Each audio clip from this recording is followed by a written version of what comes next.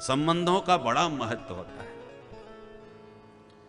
कोई दरोगा जी आपको आए दिन आंख दिखाते हों, बात बात पर डंडा घुमाते आ जाते हों, और उन्हें कहीं ये पता चल जाए कि जिनको हम आंख दिखाते रहे बड़े सज्जन आदमी हैं और इनका तो हमारे कलेक्टर साहब से बड़ा अच्छा कोई रिश्ता भी है, रिश्तेदारी है, केवल एक बार आप उसकी दृष्टि में आ जाएं कि एसपी साहब से या कलेक्टर साहब से मिलते होगे, हाथ मिलाते होगे या बातचीत करते होगे, उसको यदि पता चल गया कि इनका हमारे अधिकारी से संबंध है, तो फिर वो आंख दिखाना, डंडा दिखाना सब भूल जाएगा। संबंध का ही तो महत्व है। तो एक सामान्य अधिकारी के संबंध से इतना प्रभाव समाज में प्रतिष्ठित हो जाता है, और मुख्यमंत्री जी कहीं भरे मंच पर आपकी पीठ थपथपा के आपको गले लगा लें और कहें ये हमारे आदमी हैं, तो महाराज पूरे प्रदेश में धाक बन जाती है। और कहीं प्रधानमंत्री कह दें तो फिर तो कहना ही क्या है।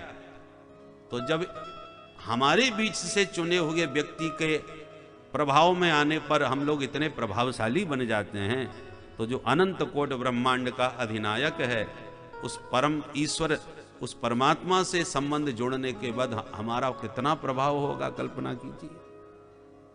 इसलिए जो सर्वात्मा हैं, ईश्वर हैं, सर्व समर्थ हैं, उन प्रभु से अपना संबंध बना के रखो। फिर आपको मृत्यु से डरने की आवश्यकता नहीं। मृत्यु तो उनकी दासी है। भगवान कहते हैं भागवत में, मद भयात बाति बातोयम सूर्यस्तपति मद भयात बरसतीन्द्रो दहत्यग्नि मृत्युश्चरति मद भयात। सूर्य मेरे भय से प्रकाशवान है, मृत्यु मेरे भय से लोगों को चर जाती है। मृत्युश्चरति मद भयात। तुम्हारे सबके शासक तो भगवान हैं। ये जितने भी देवी देवता हैं, ये सब भगवान के प्रबंधन में हैं, उनकी आज्ञा में चल रहे हैं। और जब उस सर्वेश्वर का वरद हस्त सिर पर होगा, तो फिर इन मृत्यु आदि से डरने की क्या आवश्यकता है। यम डरप्यो जब दास कहायो, मदन गोपाल शरण तेरी आयो। श्री भट्ट जी का पद है, हे मदन गोपाल, मैं जब से आपकी शरण में आया हूं, तब पहले मुझे यमराज से बड़ा डर लगता था, परंतु अब यमराज मुझसे डरने लगे। यम डरप्यो कब से? जब दास कहायो। जब से आपका दास बन गया, तब से यमराज मुझसे डरने लगे। इसलिए ये मृत्यु का भय मिटाना चाहते हो, तो उसके मालिक माधव से अपना संबंध जोड़ लो, बना लो। संबंध कैसे बनेगा महाराज? बोले भगवान में मन लगाओ, भगवान का ध्यान करो। कैसे ध्यान किया जाता है? सुखदेव जी कहते हैं पहले 4 बातों का अभ्यास करो। जितासनो जित श्वासो जित संगो जितेन्द्रियः स्थूले भगवतो रूपे मनः संधारयेद्धिया।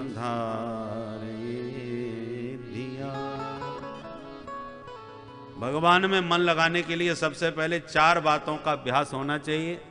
उसमें सबसे पहला काम है जितासन। आसन को सिद्ध करो। कोई भी कार्य करने के लिए साधना में सबसे पहले आसन लगाया जाता है। एक आसन पर बैठो, तो आसन सिद्ध होना आवश्यक है। भजन करने बैठे, ध्यान लगाने बैठे और 10 मिनट में ही महाराज कमर दुखने लगी, घुटने में दर्द होने लगा, पैर पसारने लगे, तो हो गया साधन? तो पूरा ध्यान तो शरीर में ही पड़ा हुआ है, आपके हाथ पैरों में। इसलिए चाहे जप करो चाहे ध्यान करो, पहले आसन सिद्ध होना चाहिए। जितासन, उसके बाद जितश्वास, श्वास पर संयम प्राणायाम के माध्यम से किया जाता है। पूरक कुंभक रेचक विधि से प्राणायाम करो, और जितना आपका श्वास पर संयम होगा, आपका मन उतना ही नियंत्रित होगा। मन श्वास का बहुत निकट संबंध है। मन में क्रोध आता है तो श्वास की गति भी तेज हो जाती है। काम क्रोध आदि दुर्विकारों का प्रभाव भी श्वास पर दिखाई पड़ता है। इसलिए श्वास पर संयम करने पर मन पर भी संयम होता है। तीसरी बात, जित संग। जब भगवान का ध्यान करने बैठो तो संसार से असंग होकर के बैठो। मेरे तो गिरधर गोपाल दूसरो न कोई। भगवान के ध्यान में बैठो तो भगवान के होकर बैठो। संसार में ऐसे रहो जैसे नारियल में नारियल का गोला रहता है। नारियल का गोला रहता तो नारियल में ही है, पर नारियल दो प्रकार के होते हैं, एक पानी का, एक सूखा। दोनों में अंतर यह है कि सूखा नारियल तोड़ोगे तो गोला निकल के बाहर हो जाएगा। पानी का नारियल तोड़ोगे तो नारियल के साथ गोला भी निश्चित रूप से टूटेगा। कारण क्या है? पानी का नारियल का जो गोला है, वो गोला और नारियल आपस में चिपके है, कच्चा है। वही पकने के बाद, सूख जाने के बाद वो अपने को भीतर ही भीतर अलग कर लेता है। तो जो अलग हो गया वो नारियल के फूटने पर भी नहीं फूटा, और जो चिपका है वो नारियल के साथ ही फूट गया। ऐसे संसार में हम भी रहते हैं और संत भी रहते हैं। संत में और संसारी के रहने में बस इतना ही अंतर है, हम संसारी लोग संसार में चिपक के रहते हैं उस पानी के नारियल की तरह, और संत रहते इसी संसार में हमारे बीच में हैं, पर वो किसी से चिपकते नहीं। व्यवहार करते हुए भी भीतर से सबसे असंग रहते हैं, अलग। आ गया तो वेलकम, चला गया तो भीड़ कम। दोनों में प्रसन्न, आने पर प्रसन्नता नहीं, जाने से कोई कष्ट नहीं। अच्छा हुआ भीड़ कम ही रही, उन्हें कोई फर्क नहीं पड़ता। हम किसी के आने पर बड़े गदगद हो जाते हैं और जाने के बाद फिर दुखी होने लगते हैं, अरे साहब चले गए। बस यही अंतर है। संसार में जो भी वस्तु आपको दिखाई पड़ रही है सब टूटने वाली, फूटने वाली है, और टूट फूट से बच भी गई तो छूटने वाली है, क्योंकि सब अनित्य है। नित्य वस्तु, शाश्वत वस्तु कोई नहीं है। दुखालयम अशाश्वतम। अशाश्वत माने कभी भी नष्ट होने वाली। जो भी आपको दिखाई पड़ रहा है, न तो ये पहले था ऐसा और न आगे रहने वाला है ऐसा, सब परिवर्तनशील है। तो इसमें जिससे भी आप चिपकोगे उसके, या तो वो तुम्हें छोड़ के जाएगा या तुम उसे छोड़ के चले जाओगे। तो जिस दिन छूटेगा उसी दिन कष्ट होगा। भाई जिससे जितना प्रेम होता है उसके छोड़ने पर उतना ही कष्ट होता है। किसी के मरने का कष्ट थोड़ी होता है। मरने को तो नित्य प्रति अखबारों में हम पढ़ते हैं, इतने लोग मर गए, इतने मर गए, पढ़ के रख देते हैं, कोई फर्क नहीं पड़ता हम पर। तो कारण क्या है कि उनसे हमारा कोई संबंध नहीं, कोई आसक्ति नहीं। पर जिनसे संबंध होता है, जिनसे प्रेम होता है, जिनसे आसक्ति होती है, उन्हीं के नष्ट होने का कष्ट होता है कि हाय हाय हाय चले गए, वो हमारे बहुत अच्छे मित्र थे, बहुत अच्छे हमारे रिश्तेदार थे, जो भी थे। इसलिए संबंध उसी से दृढ़ बनाओ जो शाश्वत हो, जो कभी न छूटे। छूटने वाले से यदि संबंध बनाओगे तो छोड़ने पर आपको रोना ही पड़ेगा।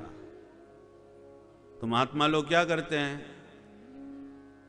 प्रेम तो प्रभु से करते हैं, संसार से व्यवहार करते हैं। सूखे नारियल की तरह संसार के भीतर रहते हैं, किसी से नहीं, मन किसी से नहीं लगाते। कर से कर्म करहि विधि नाना, और मन राखें जहां कृपा निधाना। काम करते चलो, नाम जपते चलो, हर समय कृष्ण का ध्यान धरते चलो। मुरली वाले को मन से रिझाते चलो, कृष्ण गोविंद गोपाल गाते चलो। ये अभ्यास बनाना पड़ता है थोड़ा। जो टाइप करने वाले होते हैं ना, एक एक अक्षर देख देख करके पहले अभ्यास करते हैं टाइप करने का, और जब खूब बढ़िया अभ्यास हो जाता है तो फिर तो केवल पढ़ते जाते हैं, वो उंगलियां अपने आप टाइप करने लगती हैं। अब अभ्यास हो गया, बिना देखे ही बढ़िया टाइप कर लेते हैं। उसी प्रकार संसार में रहो, पर संसार को अपने भीतर मत रखो, मन को तो माधव के चरणों में रखो, क्योंकि वो चरण भगवान के कैसे हैं? भृत्यार्ते हम प्रणत पाल भवाब्धिपोतम। अपने भृत्य माने सेवक की समस्त आरती पीड़ा का हरण करने वाले हैं, भृत्यार्ते हम, और प्रणत जनों का सब प्रकार से पालन करने वाले हैं, प्रणत पाल। और भवाब्धिपोतम, भव सागर के जहाज हैं। इन भगवान के चरण कमलों के जहाज पर जो आरूढ़ हो जाते हैं, वो बड़े आराम से महासमुद्र को, इस संसार रूपी सागर को पार कर जाते हैं। मैंने पूर्व में कहा ना, संसार समुद्र के समान है, बड़ा खतरनाक है। तालाब नदी को पार करना तो संभव है, सागर को कोई तैर के थोड़ी पार कर सकता है। अपने बल पर किसी की सामर्थ्य नहीं जो संसार सागर को पार कर जाए। इसलिए भवाब्धिपोतम, ये संसार सागर को पार करना, समुद्र पार करना है तो क्या करें? बोले जहाज में टिकट लेके बैठ जाओ, तान दुपट्टा सो जाओ, अपने आप जहाज आपको पार पहुंचा देगा। न डूबने का खतरा, न मगरमच्छ का कोई डर। सुदृढ़ जो पोत होते हैं, पोत माने जहाज, बड़े बड़े विशालकाय जहाज होते हैं, पर संसार का जहाज तो हो सकता है कहीं डूब भी जाए, तूफान में फंस जाए, पर भगवान के चरण कमल वे सुदृढ़ जहाज हैं जो सर्वतो भावेन सुरक्षित हैं। और इसलिए गोस्वामी जी अपने मनी राम जी से कहते हैं, अरे मन, कहां इधर उधर तू भवाब्धि में भटक रहा है। यदि इस भव सागर को पार करना चाहता है, इस भव के दारुण दुख से बचना चाहता है, तो भगवान के श्री चरण कमलों का आश्रय ग्रहण करें।